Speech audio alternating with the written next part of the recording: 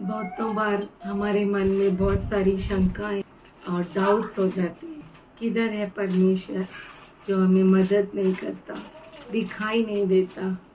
बहुतों बार हमारे अंदर बहुत सारे सवाल उत्पन्न होते हैं, जैसे will the lord spurn us forever and never show his favour again. क्या प्रभु युग युग के लिए छोड़ देगा और फिर कभी प्रसन्न न होगा?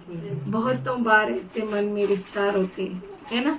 जब दिखता नहीं है कुछ भी, हम प्रार्थना करते हैं, बहुत कुछ प्रभु से मांगते हैं, लेकिन हमें उत्तर मिलता नहीं है। भजन संहिता लिखने वाला कहता है कि उसके किए हुए कामों को याद करो कि उसने क्या किया। समुद्र तुझे देखकर डर गया, गहरा सागर भी कांप उठा। एक बार मूसा के समय जब उसने समुद्र को दुभागा कर दिया, तभी भी समुद्र ने परमेश्वर को देखा। और जब प्रभु यीशु मसीह पानी पर चला, तभी भी उसने अपने अद्भुत कार्य को किया।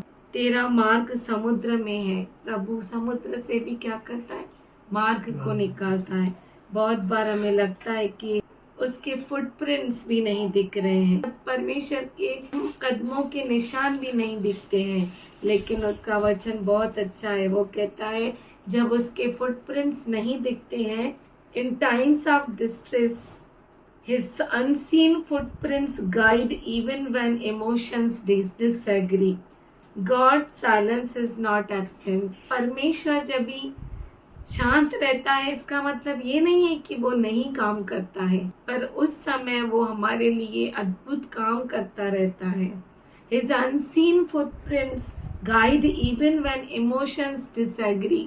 जब हमारी भावनाएं सहमत नहीं होती, उस समय भी उसके कदम हमें मार्गदर्शन करते हैं। In the times of distress, crying out to God, trusting that He hears and cares for you.